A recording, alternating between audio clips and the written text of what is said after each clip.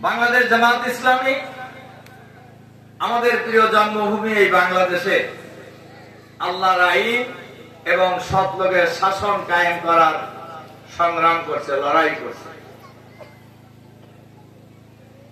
বাংলাদেশ জামাত ইসলামী আল্লাহর আইন কেন চায়, সৎ লোকের শাসন কেন চায়?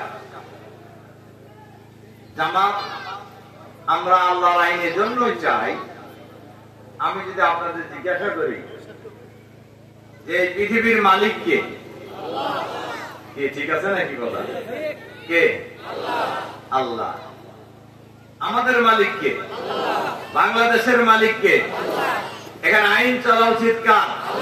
আল্লাহ। আর একটা প্রশ্ন করি আপনাদের, এই পৃথিবীর প্রথম মানুষকে, প্রথম নবীকে, সর্বশেষ নবীকে? মুহাম্মদ সাল্লাল্লাহু আলাইহি ওয়াসাল্লাম।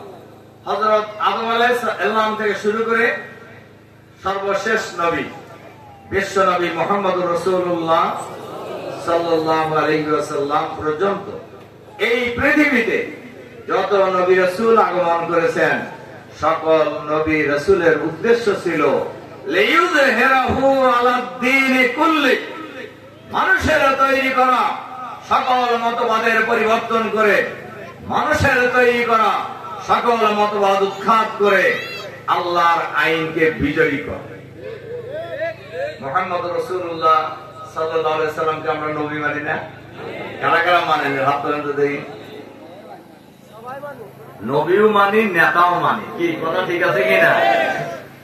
এই নবীকে আল্লাহ তাআলা পৃথিবীতে পাঠিয়েছিলেন আল্লাহর আইন বিজয়ী করার জন্য। হুয়াল্লাযী আরসালা রাসূলাহু বিল হুদা ওয়া দীনিল হক লিইয়ুযহিরাহু আলাদ-দীনি কুল্লি ওয়ালাউ কারিহাল কাফিরুন ওয়ালাউ কারিহাল মুশরিকুন। আছে কিনা কোরআন শরীফে?